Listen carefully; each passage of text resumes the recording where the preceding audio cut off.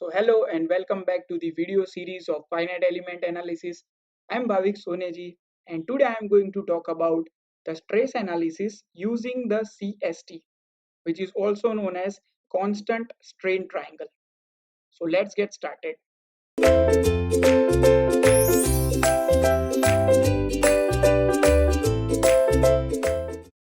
So in the previous lectures, we have defined the conditions of plane stress and plane strain as well as the axisymmetric problem. So how they are going to be solved by using the CST that we are going to see today. So let's first understand why we use the CST and why it is known as CST. So first of all, we convert the 3D problem into 2D plane stress condition or plane strain condition or axisymmetric problem.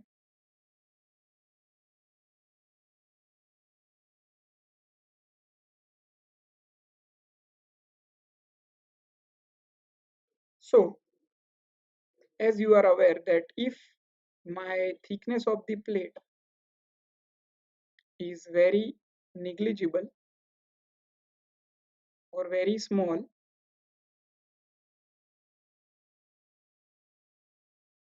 then I can convert this problem by neglecting the stress in z direction. So sigma z is almost equal to 0 in x direction, and in y direction we are considering. So this problem can be converted into a plane 2D plane. Then after the loading conditions are applied. And to do the analysis, to perform the analysis, we have to divide this problem into smaller elements. So for example, we are dividing this problem into smaller elements like these triangles.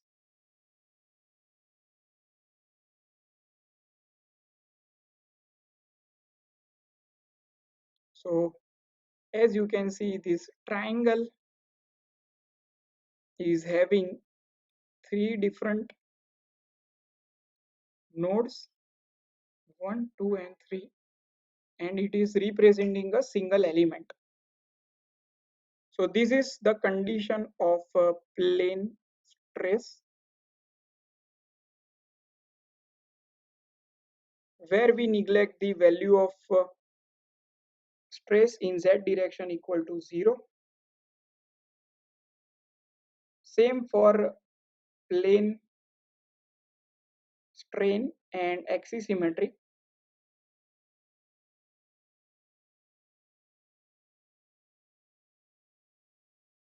We can convert the plane into this kind of meshing or discretization by using the single triangular element. So last time we have seen this example of dam, the cross section area of dam. We are considering only the 2D plane. This is the force applied by the fluid. So this cross section area again can be converted into triangles like this.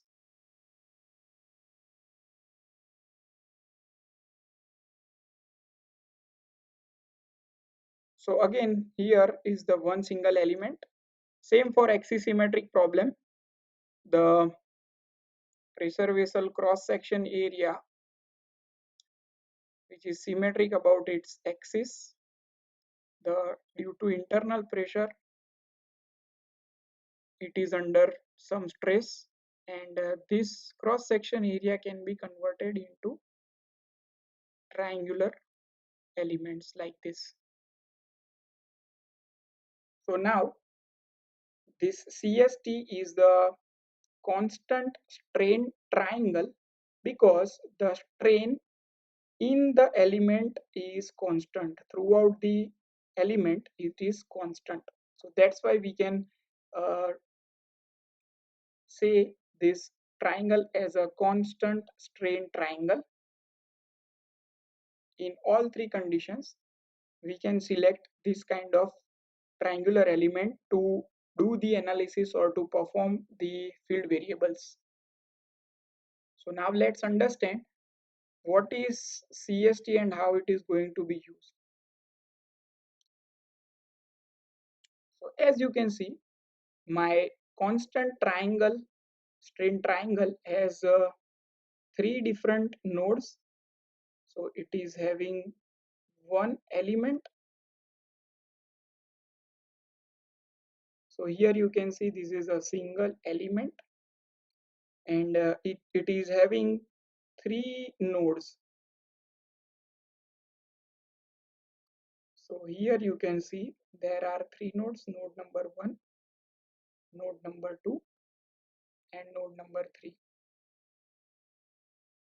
Now it is having a total 6 displacement.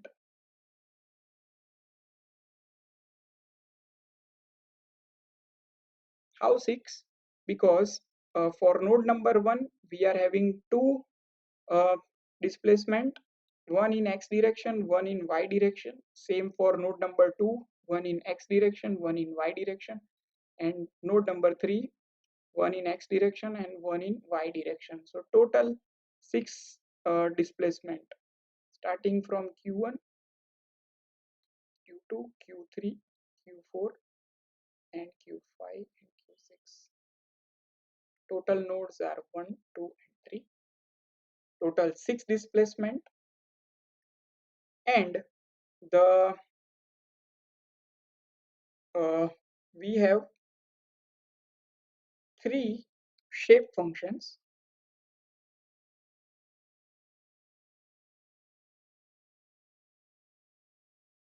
At each node we have one shape function which is representing the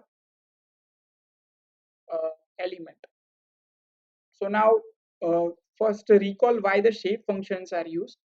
Because if we want to find out any field variable within the element, we can use the shape function, and by interpolation we can use that method by interpolation method, and we can find the value of that field variable at intermediate point. So here in the example, at point E point here, we want to find the field variable. Here it is taken as displacement u, and v are the displacement, or also it is a field variable. Let's say in our example we are taking displacement. So displacement in x direction is indicated by u, and displacement in y direction is indicated by v. At the point E point, which is having the coordinate of x and y.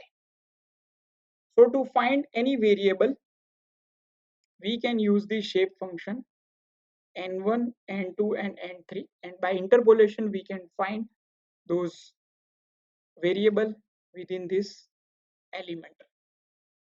So now let's understand the maths behind it, and also we will see why it is called as isoparametric representation.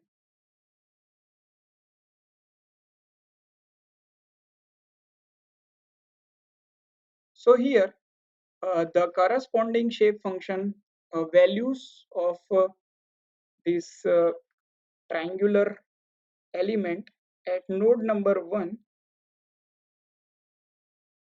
we have function called n1, which is represented by zeta. At node number 2, we have the shape function called n2, which is represented by eta. And node number 3, we have the value 1 minus zeta minus eta. Here the zeta and the eta are the uh, natural coordinates,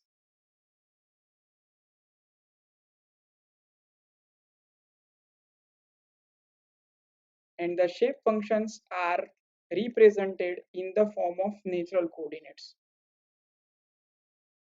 So this is my equation 1, this is 2, and this is 3. So we will use these shape functions to find out the value at xy point. So first, let's understand what will be the u. So u will be the function of n1 q1 and 2 q3 and 3 q5, because here you can see in x direction we have q1, q3 and q5. So same for y direction, the v component will be n1 q2, n2 q4 and n3 q6. So now putting all these values n1, n2 and n3 in these equations, we can have the values like u equal to q1 plus q5 zeta common plus q1 plus q3 eta common plus q5. Same for v, q2 minus q6 zeta common plus q4 plus minus q6 eta common plus q6. So this can be represented as a matrix form also. So if we convert it in matrix form, it is denoted by n1 0 and 2 0 and 3 0, 0 and 1, 0 and 2 and 0 and 3. So it can be represented u is equal to n into q. So this is the matrix representation of a shape function with the natural coordinates, and this can be useful to solve the numerical of CST by using CST to solve the field variable. So I hope you understood. Hope it is useful. Thank you.